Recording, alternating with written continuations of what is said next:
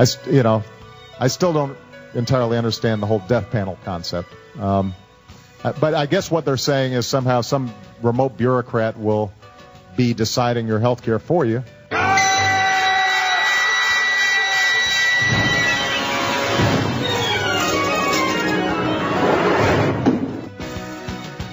Sorry, Grandpa, but you had one hip replacement too many.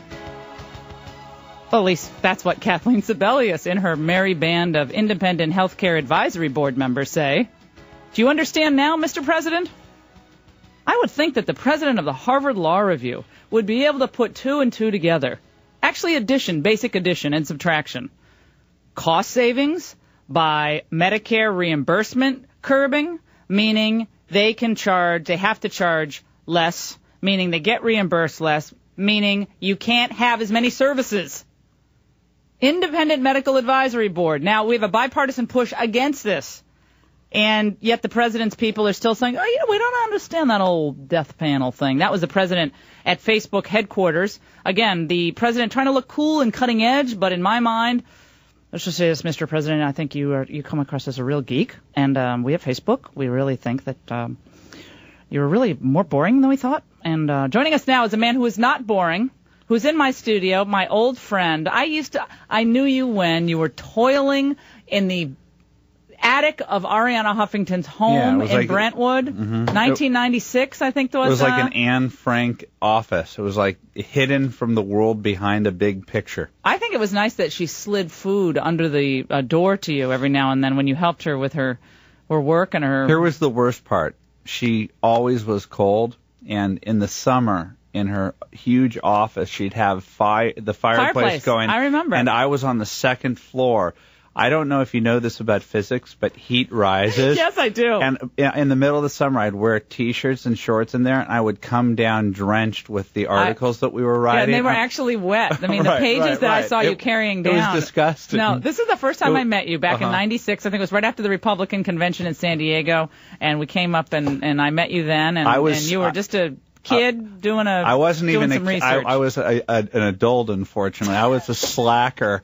I was like, who's this 30-year-old guy who's still working in his T-shirt and shorts? But you were ahead of your time, clearly. No, and the thing is, look, I could criticize Arianna until 2043, but she's a workaholic, and I was a slacker. And by the time I left that operation, I was a workaholic. And Andrew, you must get moving in the column. The column is due in 2 hours. What's going on with this? I will get you a breve latte. Just stay here and write. I do this to Arianna. So I know. Yeah. Can you get him a piece of bread? Apparently he's hungry. No. I miss Yaya. She was Arianna's conscience. Her mother, who was a terrific lady. And Andrew, your new book, everyone's thrilled about it. I love the cover. It's hysterical. I love the red, black on the cover. Righteous Indignation. And so we look at it quick. It says Right Nation. Excuse me while I save the world. And how are you? Breitbart.com. Big Hollywood. Big everything. Big. You are the answer to Big Pharma. You are Big Hollywood. Yeah, I'm so happy to be here. I'm so happy to be with Laura Ingraham, who not only knew me when I was a slacker, a sweaty slacker, but you were there to help launch me into the media sphere when my first book came out with Mark Ebner in 2004.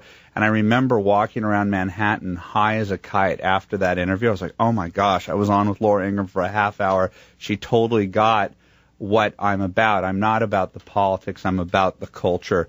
And that's kind of what this book is about. It's trying to show people that the mainstream media and Hollywood and even academia are where the action is, that pop culture is upstream and politics is downstream. And when you go to the politicians at the last second and say, save us, you've already lost. And I like that. It's absolutely dead on. And, Andrew, you actually are launching your book as all of this is coming to be obvious, I think, to more people. The intersection of politics, Hollywood, the culture leading the debate. Obama in California, the president at Facebook headquarters, and in your neck of the woods doing the big event at the Sony lot. Oh, yeah, he's eating at the Tavern in Brentwood, right where I grew up, in OJ's Brentwood today. This guy, that's the one thing I'll hand to the Democratic Party. For the longest time, they have wielded this pop culture thing, and to the detriment of Republican Party. And I'm not going to critique Donald, I was for Nancy Pelosi before I was against her, Trump.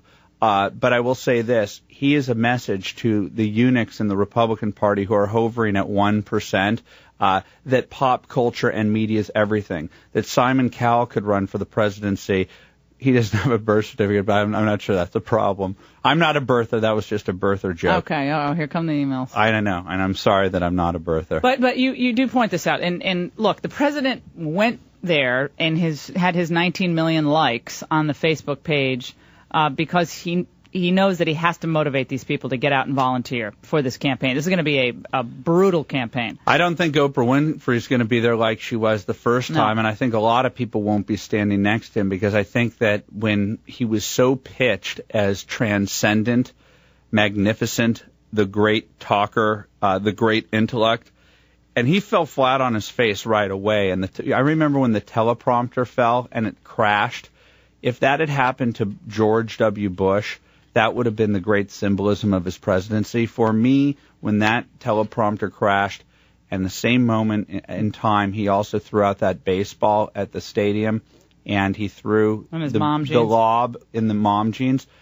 It took away whatever magic they were trying to, put onto him. The image. To me, it was gone. The image is gone. When I hear him, they can tell me that he's smart. I think he has a pedestrian intellect, and he's not interesting. He's one of the least interesting and joyless people I've ever heard.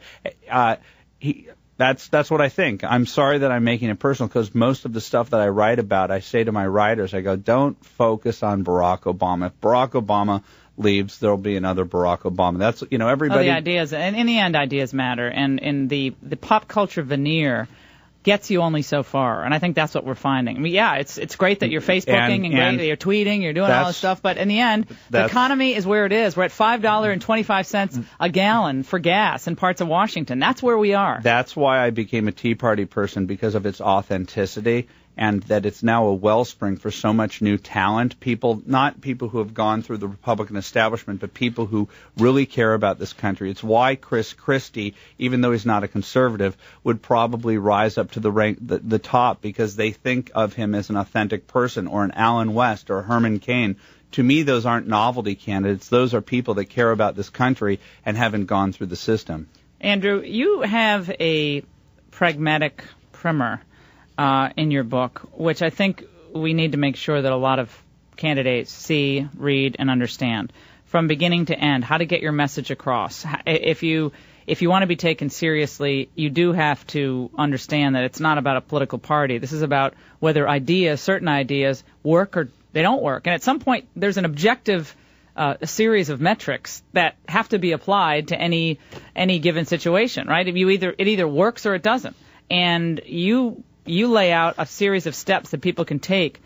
Don't be afraid to go into enemy territory. Yesterday, I went on to MSNBC with Martin Bashir for 20 minutes, and it was Media Matters. This was when I walked through MSNBC, somebody grabbed me and said, they're out to get you. They were talking about this before you came in. I said, you don't think I knew that? And it was 20 minutes of an attack on me. There's nothing more. You love that. I mean, but that's what I'm telling you. Makes me but that's what I'm telling you is that's how we're going to win. I go into the Bill Maher show and they stack the deck, and it's so fun to take on the bullies in the room. I had a liberal barista, come up to me after my appearance on the Bill Maher show, and he said, I may disagree with you, but I thought it took courage for you to go into that room. That's how you open up independents' minds. That's how you open up a young person's mind like me. I was a default liberal growing up in Hollywood, like the barista. I wish I had been a barista at 23. I would have been a success compared to where I was. What were you doing at 23? I was waiting tables at a hipster restaurant in Venice, California. Is it still there? Yes, Hal's. It's a great restaurant, and I was the worst waiter. I was terrible, too. I was fired. Terrible. I just remember the money was in wine and trying to suggest people to order the wine. Oh, I hate suggestive selling. Well, no, the worst. I can't. You don't like the mud pie? You don't like our mud pies? No. Would you like a glass of Chardonnay to compliment that grouper? Yeah. No. But I would like you to get out of my face. Would you like our tortilla soup? I hate it. But what I hated the most was having to open the wine in front of them because you had to do that's it with performance anxiety. Right. I don't know how to open up wine in a way where I'm not putting it under my arm and just ripping the cork out. You usually take the cork out with your teeth. I remember those days for you. Yeah. Or you can put a towel around it and hit it against a tree without a cork. But that's all right. When we get back, we're going to go through these steps. I love them. Expose the left for who they are in their own words, which is what you do, and I try to do on the show. Be open about your secrets. And don't let the complex use PC lexicon to characterize and shape the narrative. Shape it yourself. Control your own narrative. I think this applies to people who are budding journalists, people who are bloggers, people who want to run for office. This stuff works. If you're a conservative, go into the inner city. Try to talk to these people. Try to talk to people who are struggling today, and get your message out. I love that, and it's gutsy. And I think one thing we know about the people today, people are out there looking at these candidates. They want someone who has some courage. The president talked about Paul Ryan not having any courage. Authenticity and courage. I don't even know what Scott Walker sounds like, but by just standing by the mandate, everybody right now would probably vote for him for president. Courage. Actually show it. Show some guts. When we come back, Andrew Breitbart is going to stay with us. His book, Righteous Indignation, is on our website, lauraingram.com. And talk about somebody who's made some waves. Enemies and friends. Well, that's what it's all about, isn't it? Stay with us on the Laura Ingraham Show. Your calls for Andrew, 800-876-4123. Read through my entire book. You didn't read my book. Media Matters read it for you. Every single thing. I've marked it up. I've read the whole thing. Every single point that you've offered is straight out of George Soros's funded and John Podesta's led Media Matters. You are playing the role of a dupe of John Podesta and Eric Bullard and Media Matters. The Laura Ingraham Show.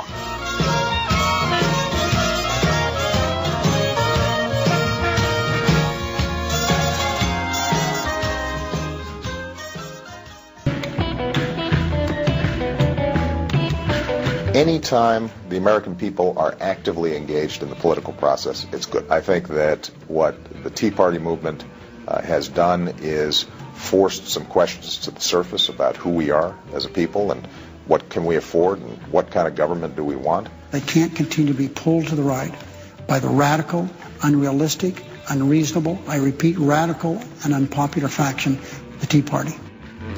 You're listening to the Laura Ingraham Show. Breitbart is in the house. And Righteous Indignation, Accuse Me While I Save the World. Andrew Breitbart, you see that he has linked a lot of the stuff that we've done on the show on his websites, Big Hollywood, and, of course, Breitbart, which we love, Breitbart TV. And thanks for doing that, Andrew, over the years. That's been a big help to us, and we really appreciate it. But that's how it's done. That's how the new media is done. That's how you fire Katie Couric. I'm out there in the trenches. I'm in a basement, listening to everything. I've got ears and eyes everywhere, and the goal of Breitbart TV was to make sure that Laura Ingraham had the news. Like I wanted to be the eyes and ears, and then you can talk about it, and next thing you know, they don't know what hit them. And we can create it, and then you can take it. Well, it's kind of symbiotic. Yeah, it is. It's circular. No, but I think it's a resource for people who can't watch everything, can't hear. Maybe they're doing something, they can't hear my show. They hop on your site, you hear the clash. But everybody's doing it now. Yeah. It's a new media revolution out there. I mean, when Hannah and James took down Acorn for $1,400, it was a message heard around the world that the barrier for entry is negligible now to take on Katie Couric. Let's talk about the Tea Party movement. We only have a couple minutes here. You obviously are a big part of what's going on with the Tea Party. The president very smartly gave that little moment of praise to the Tea Party last week. However, all the other leftists are going out and attacking it. Guess who else complimented the Tea Party this week? Van Jones. So they've gotten their poll testing like, better not. Our demonization of the Tea Party as racist isn't working anymore. In fact, Herman Cain and Alan West would win the Tea Party straw poll and that would be an existential candidacy of epic proportion that would go straight at the Democrat media complex, and their heads would explode because they are invested. Their future is invested in laying down the claim that conservatives and Republicans are race-based. The left is race-based, and I think that the Tea Party, ironically, has the capability and the courage to take on that dependency mentality that has destroyed much of the black community. It's important that the Tea Party movement be about ideas and not about personalities. Isn't that important? Oh, it's wonderful that nobody has been stupid enough within the conservative movement to try and assert itself as the head of it. And if that person does, I promise you that person's a charlatan. It's just not believable. And it's wonderful. And because we live in such a media Alinsky age, they don't know what to do with the Tea Party because they can't isolate. Rule number 13 of Alinsky, they can't isolate and marginalize the person by incessant attacks. You see how desperate the Alinskyites are right now? That they're going after Trig Palin, and they don't even understand that they've entered the realm of no return. They're no longer our fellow citizens, the hard left.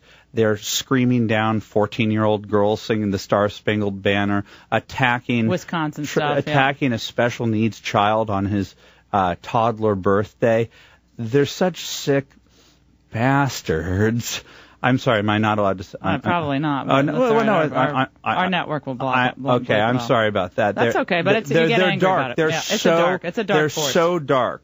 It's a dark force. And right now, we have about 45 seconds here. Anyone out there that you're looking at for 2012 Republican who can carry that courageous message and that that spirit, that fighting spirit to this I debate? said that. I said I didn't say it as a novelty choice. Herman Cain or Alan West or Herman Cain. I think they're good and decent men. I think they're authentic. One understands small business, which is the engine of the American economy, and the other one understands national security. I love people who aren't afraid, and they debate with facts, and they're forthright and fearless. We need someone like that. Andrew Breitbart. You do that on your websites. Thank you for coming in. Thank you very much. Congratulations. Righteous Indignation, flying off the website.